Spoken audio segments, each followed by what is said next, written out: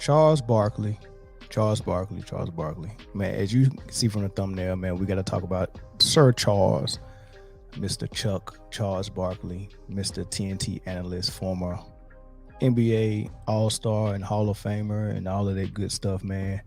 Um, oh man, for some reason he wanted to continue to after he said what he said about Kyrie Irving, he wanted to cross over to CNN and talk to that audience and continue to talk about him as well as Kanye West. After he said that he don't even understand why they even talk about them, he just want to talk about basketball, right? That's what he said. Called him an idiot and all that stuff. Very interesting. Uh, very interesting, man. But the funny thing about it is some of the things that they accuse Kyrie Irving of. Remember, Kyrie Irving never even said a word at all. He just shared the tweet. So they pretty much put a lot of words in his mouth, and on top of that, to add insult to injury, they didn't even watch the documentary that they was trying to speak on. But they would say things like Kanye and Kyrie would generalize the Jewish community and was saying that all Jewish people were this or all Jewish people were that, because I think in the documentary it may have mentioned,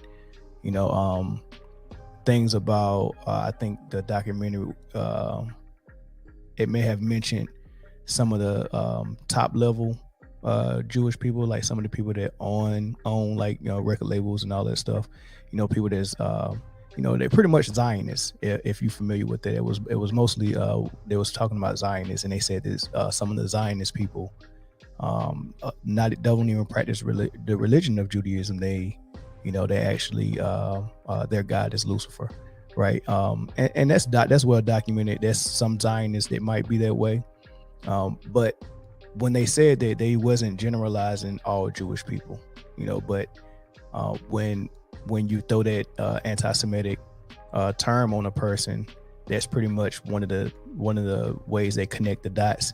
If you say something about the Zionist Jews, and we're talking about the execs and people who run record businesses and record labels and TV networks and stuff, things of that nature, if you say something about them, then you are also generalizing the entire Jewish community, which is a no-no.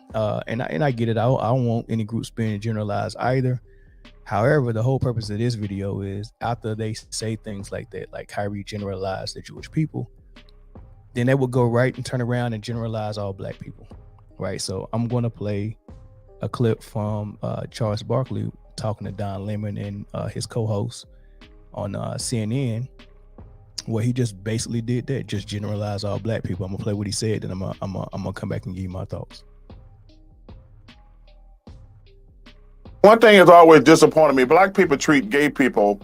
We are the worst when it comes to treating gay people, and that's one thing. Growing up, it really always bothers me. And I want to reach out to you and all my gay friends, all my transgender friends, and tell you, man, I got nothing but love and respect for you. I want you to be you. And I wanted you to know that day, because I understand being black, what it's like being gay, because you get mistreated, and it's really unfortunate and sad and stupid, to be honest with you. But you live in... Very interesting. He didn't even say some. He didn't even say a portion. He didn't even say some that I know. He just generally said black people. In general, black people treat the LGBT community the worst, and they didn't give any backup to lay a foundation on where he got that generalization from. Like, so it's okay for you to generalize all black people, then say something that is not even true. Like, what do you mean we treat them the worst? Like, how do we, like, you have to say something to back that up, and no one's going to ask any questions. He's not going to have any issues going back to TNT. None of that. I'm trying to figure out how all black people, or how in general black people, treat gay people the worst. That's the part I don't understand, and that's the part I would like to know from Charles Barkley. But nonetheless, some interesting things about Chuck, because a lot of people really don't know who he is since he crossed over to the CNN audience. That's not exclusively sports crowd. or sports audience. So some people that might be aware of Charles now, that's probably trying to figure out who he is. I go to some things that might be from Chuck's past. Remember when Chuck got pulled over for the DUI, um, and the police officer asked him where he was going, and he said he was going around the corner to get a blowjob. He was picking up a prostitute. So let's count how many crimes this happened in 2008. He was suspended from TNT for, I want to say, 6 weeks. He did a weekend in jail, got time served and all that good stuff. But let's see how many crimes he committed. All right, so the story says the police report from Charles Barkley's DUI arrest was released, and it's easily the most fascinating, disturbing, mind-blowing things you ever read. According to the officer who wrote the report, he told me that he ran a stop sign. So that's one crime. He ran a stop sign, and that's a traffic violation. Because he was in a hurry to pick up a girl. He was in a hurry to pick up a girl I saw get in the passenger seat. The officer continues. He asked me to admit that she was hot. He asked me if you wanted the truth. Then I said to him, yes. He said I was going to around the corner to get a blowjob. And that's the third crime. He just admitted that he was soliciting a sex act from a sex worker. He explained that he had got a blowjob from her 1 week earlier and said it was the best blowjob of his life. That's the fourth crime, because he's already admitting to this sex worker paying this sex worker a week before. That's four. The report says when Barkley was taken to the station, he told one of the employees, I tattooed my name on your ASS if you help me get out of this DUI. According to the report, he laughed and then quickly corrected himself and said, I tattoo your name on my ASS, and then laughed. That's bribing the police. That's 5. They found a handgun in this vehicle. They didn't specify whether it was registered or not, but it was fully loaded. I don't know what state he was in. I think Arizona. So I don't know if it's a crime for him to have a fully loaded weapon right in his car. For most people, they have to have like either some type of license to even conceal a weapon, especially loaded. Most people try to get away with it by putting their gun in the glove department and putting the clip somewhere else and the bullet somewhere else. It's just they just don't want to get caught with a loaded gun. So these are all the things that Barkley, just to remind you of who Barkley is. These are some of the things that he's about. Of course, we already know about him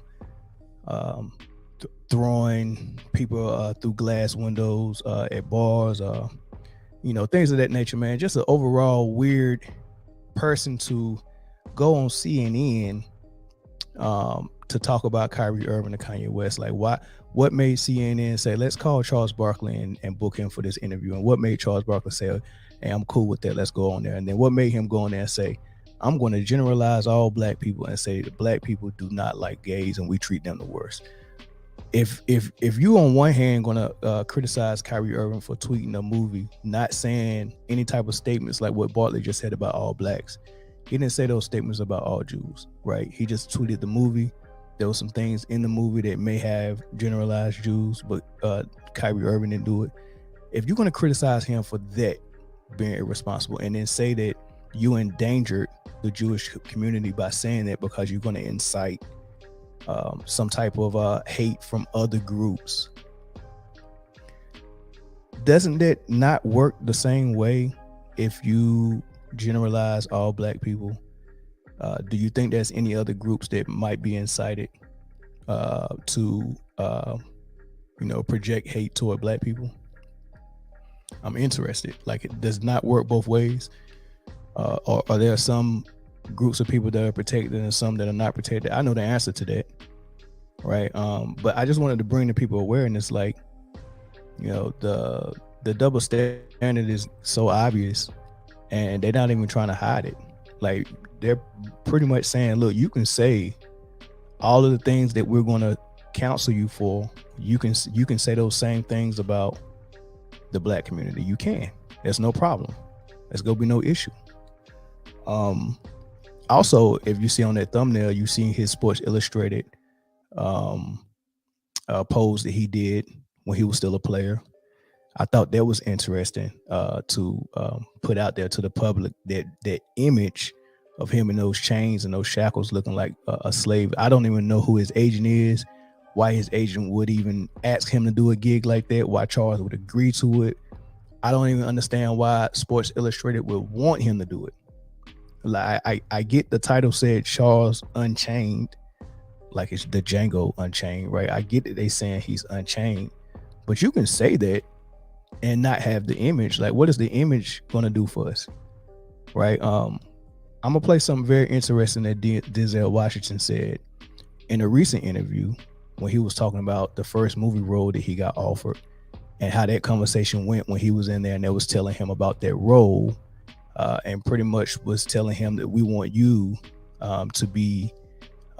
It's funny because it sounds like the almost similar to the script of the Django Unchained. Let me play it. Got a part in a movie in 1986. I called it The Nigga They Couldn't Kill. Oh. Yeah, he was supposed to be. He raped a white woman, and they tried to electrocute him, but it didn't work. And he became sort of a cult hero. No, not that one. That was the other awful one. But and then they tried to hang him, and they tried to do all this stuff. And I had a lot of training day in me. There were some Jewish people in the audition. And I said, yeah. They said, no, it's funny. It's like they hang them and then they can't. I said, yeah, like you bring some Jewish people into a room and they think it's a shower, but it's gas. Oh. And they said, right. I said, right, that ain't funny. So to me, it wasn't funny about putting a rope around my MFN neck either. I made a point. And the guy was like, who the hell is this little nigga talking like this? So anyway, make a long story long. I called Sidney and I was sick because he told me to call him. If I said, man, they offered me $600,000 to play the nigga they couldn't kill. And he said, I'm not going to tell you what to do. He said, I'm not going to tell you that, Denzel. He says, but I can tell you this. The first 2 or 3 or 4 films you do in this business will dictate how you're perceived in this business. Mm-hmm. So you make a decision. You know, he didn't tell me what to do, and I'll give him credit for that. And I turned it down. And 6 months later, I got Cry Freedom and got an Oscar nomination. So it could have gone an entirely, you never know. Mm-hmm. It could have gone, my whole career could have gone an entirely different way. Well, a different way. Okay, yeah. Status? And all the Jewish people now, just making a point. But I was dead serious about it because they were laughing. Like, oh no, it's funny. They electrocute him and then I could just see the poster with me with a rope around my neck. I just had dreams about it. Like, yes, it sounds familiar on 2 fronts. On one, it sounds like the story that Dave Chappelle told when they had written in the script, unbeknownst to him, that he was going to be wearing this dress for this scene. And he expressed to them, I'm not putting that dress on. I don't care what you say. And they were like, but it's funny. And all the greats have done it. Martin has done it, X, Y, and Z. All the greats have done it, and it's funny. He was like, I don't see anything what's funny about putting on the dress. And if all the greats have done it, then, I mean, somebody needs to stop doing it because it's already been done. Like, I mean, it wasn't that funny that everybody needs to do it. So if it's already been done, let's move on to what else is funny. But I'm not getting in no dress, right? But they felt like, man, you're a hard man to work with. Like, come on, man, you messing the script up. Like, we don't even have time to write a new script, right?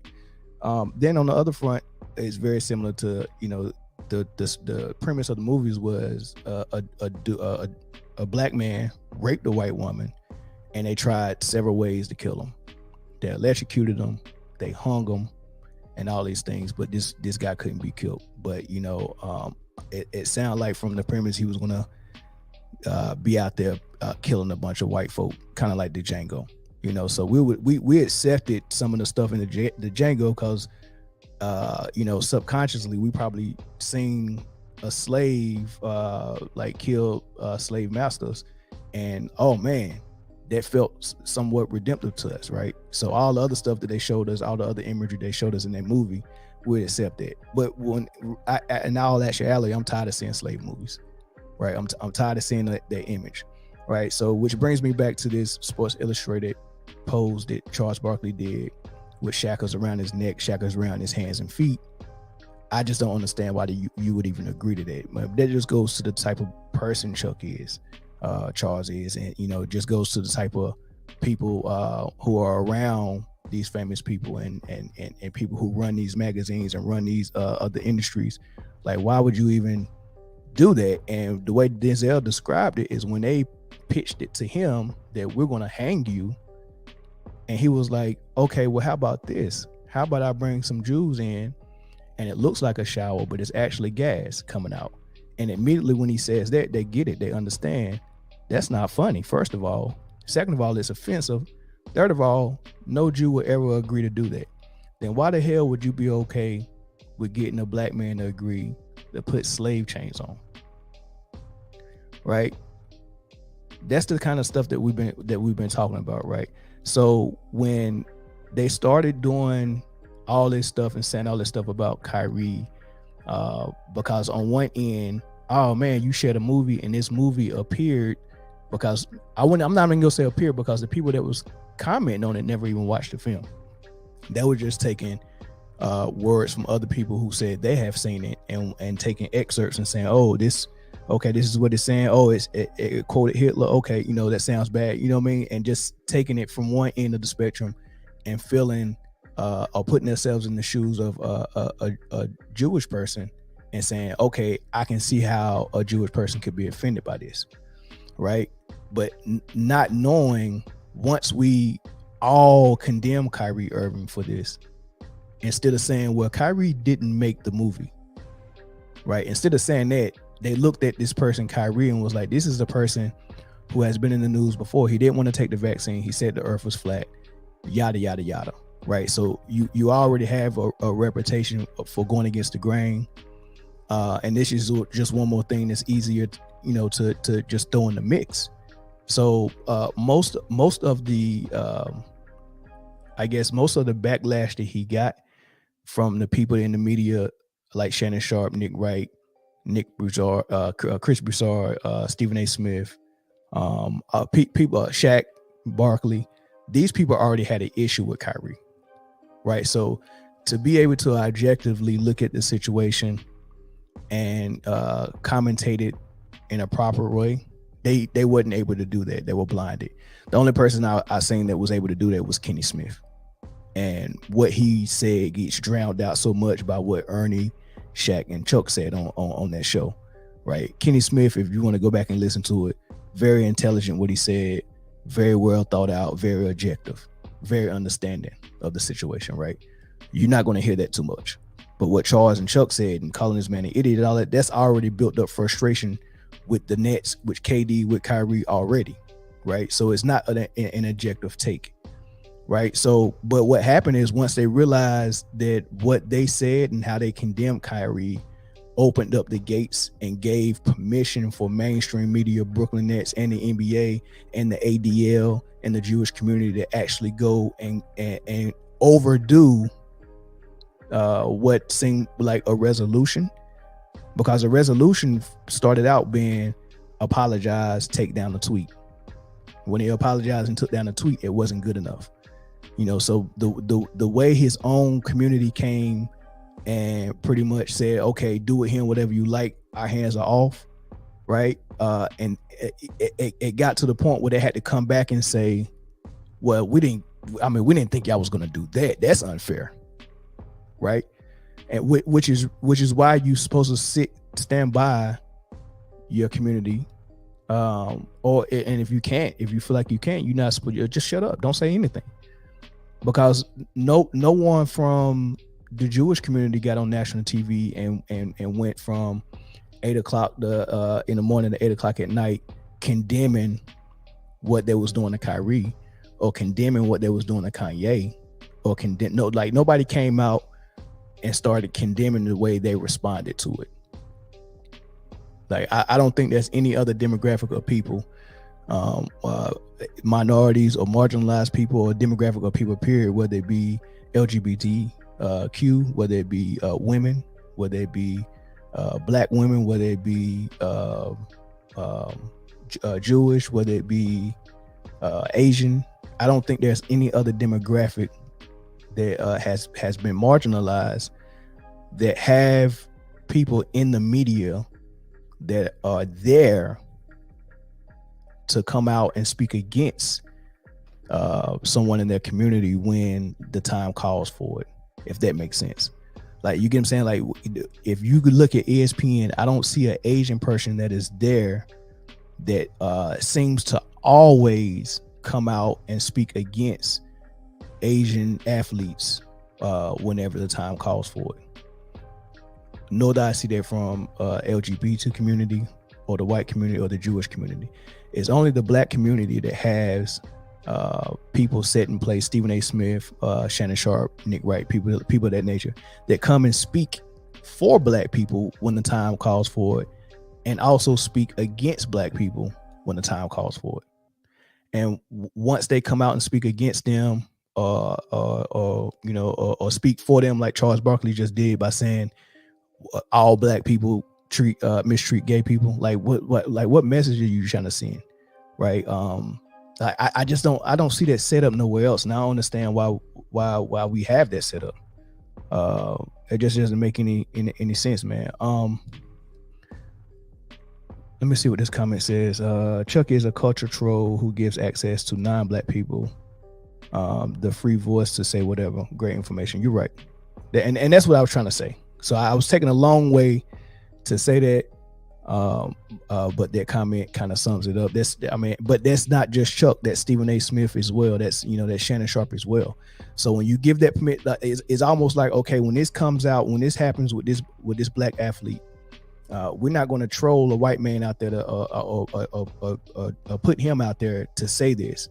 We have people in place that are black that can say it for us, and then once you say it, all of the people who look up to you and follow you, which is a lot, right? I'm probably going to get at least 50% of them to agree with you, because if they're listening to you every day, they got like minds, right? So when I come out and say that, okay, because most people, their opinions can't be organic. Their opinions don't come from them just spending time with themselves and observing and coming up with opinion. Most people get their opinion from the people they watch in the media. Like that, you ever heard somebody say, if I wanted your opinion, I give it to you?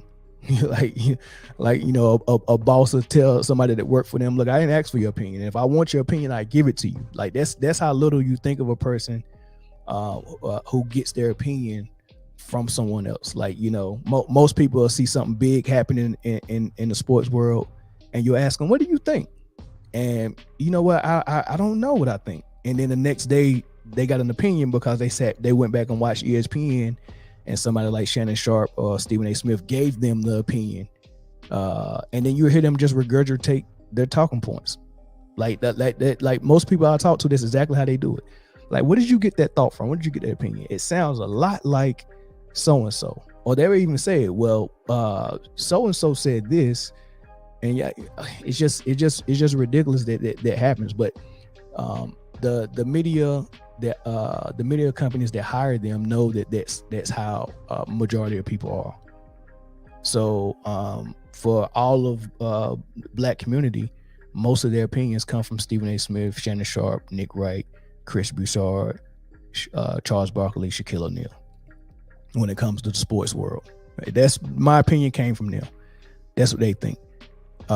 Then they'll bring on a rabbi to talk about this discussion with Kyrie Irving, and a rabbi speak for the Jewish people. Nobody's there to speak for the position of Kanye West or Kyrie Irving. No one invited Farrakhan on. No one invited the author of the documentary and the book on. It would have been nice to have the rabbi and Ron Dalton Jr. on at the same time, and then someone from ESPN could have mediated it. No one did that, right? It's just that, hey, look, we've already hired the analyst to speak for all black people. Like, we're speaking for all black people. However, you don't forget you work for us, so you also really are speaking for the company, ESPN, who has a great relationship with NBA. They're partners. So you're speaking for the NBA as well, the NBA owners, right? There's nobody on that set that's gonna open their mouth and say anything that's not lockstep with the NBA and TNT and ESPN. And if you do, like what Kenny Smith did, you have to tiptoe it in a way where you're not saying anything that's totally different from what they're saying. You're just trying to straddle the fence. You're not coming in full support of Kyrie. You're going to straddle the fence in a way where you got to decipher really what you're saying. So you're really not saying anything at all. You just stand in the middle, trying to be some, I don't know, some middle. Yeah, I don't know. I don't know what you're doing. Lukewarm. That's even worse. Either be cold or hot, right? So the overreach on how they responded to Kyrie forced someone like Shannon Sharp to say this. For everybody in the black community, but let me tell you why some of the black people are rallying behind Kyrie and Kanye. It says that because when blacks have a misstep, it seems like we suffer the harshest penalties. It seems like other groups offend blacks and they never suffer the penalty that Kyrie and Kanye have suffered. It seems like to us, a lot of us, not all, a lot, some of us, a large portion of us, is that black are bound by shackles. We're held more accountable for our actions and our words, where our counterparts with cobwebs, they're easily brushed aside. Shannon, he apologized. He or she said they were sorry. Why can't we get the same benefit of the doubt?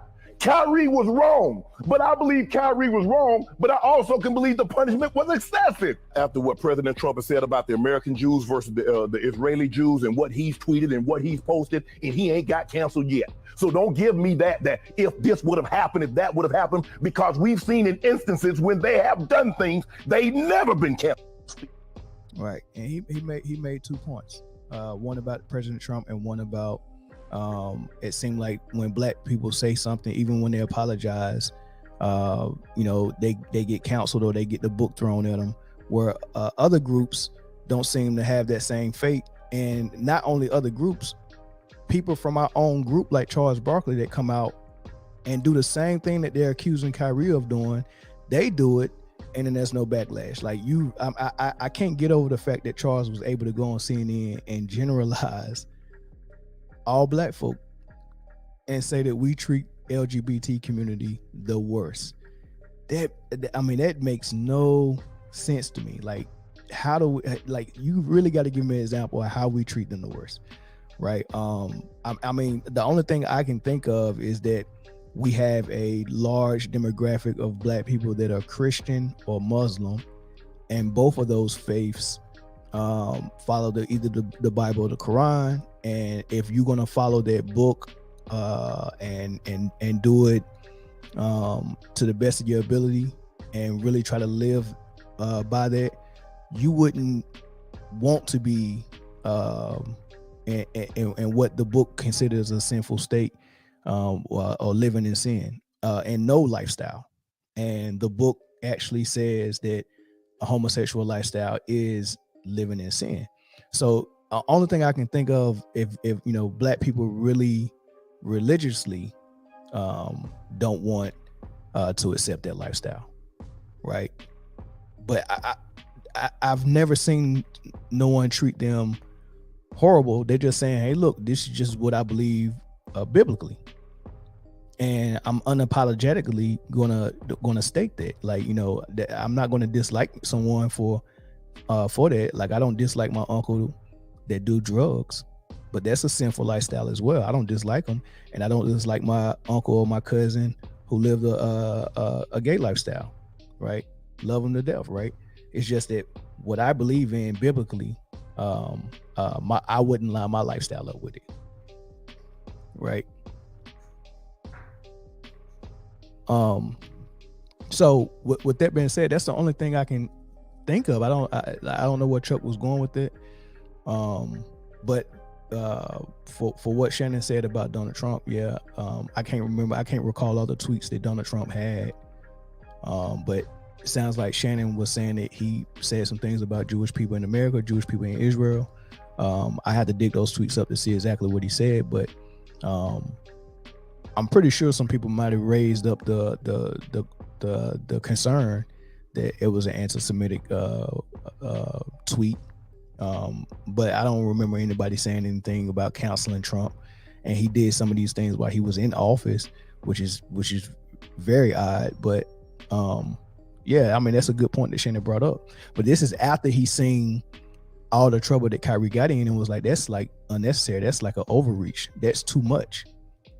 But what people that have platforms or who are on platforms like Shannon has to realize is that what you say out of your mouth gives the leeway or the gate, opens the gates for the masses to do this to black athletes. So you really have to be very responsible in what you say, right? And I get it. You want to be up there and be objective, but I don't understand why for the black community, objectivity starts with I have to be openly critical of black athletes, right? They think that's objectivity, and I think I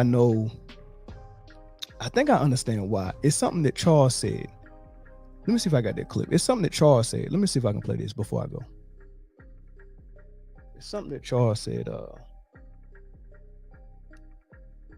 Oh no, I don't think I had that soundbite, but it was something that Charles said in an interview where he said that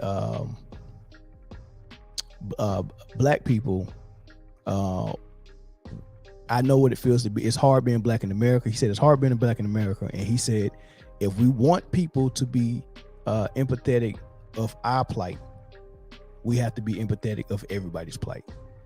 And I think that's really the motivation for people like Charles Barkley and Shannon Sharpe. And I don't know who taught them that, right? Because that's not something that I've heard any leaders like Malcolm X or Martin or Farrakhan or people that are real leaders in our community. I've never heard them preach that. So this must come from some type of sensitivity training that they get when they become media members. Right. This is the type of thing I hear from people outside of the black community. And I think they've bought on to it because I've heard multiple people say this, you know, and this is why when they see a black athlete like Deshaun Watson got counsel when I think he said I want to say he said black people are the true Hebrew Israelites. Same thing with Nick Cannon. Like they're not saying anything bad about the Jewish community. They're just saying, hey, look, the original Hebrews were black, right? This is what they're saying. And Kyrie didn't say anything, right? But they're just saying, hey, look, man, original Hebrew Israelites are black, period. And that turns into everyone saying they're anti-Semitic, them getting counseled, everything getting counseled, and also them saying that, you know, they're not being sensitive to the Jewish community. I think the way Shannon said it originally was you can't generalize a whole group of people. That's hate, right? You can't do that, right? But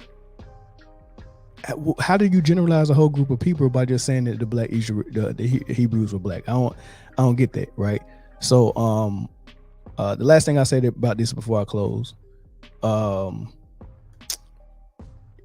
they feel like if we are not nice, overly nice, and if we don't come and be very critical of everyone who might look like they're saying something about another group, especially a marginalized group, then that's going to disqualify black people as a whole from getting any sympathy from anybody. And the funny thing is, black people don't even get sympathy at all. Like what do we get sympathy for? Who's empathetic to our plight? Because when we raise up the question on some of the practices that are done against us, like how artists are done in the record business and how entertainers are done in Hollywood, when we bring that up, who is coming to our defense that's outside of our community? So this notion that, man, we have to be nice to every marginalized group in order for us to get that same sympathy, I haven't seen that work yet. But that's all I wanted to come out here and say, man. I just wanted to shed some light on Chuck on what he said and how he marginalized black people and how I think that's unfair. But leave your comments in the comment section. Let me know what you think, man. I'll see y'all in the next one. Peace.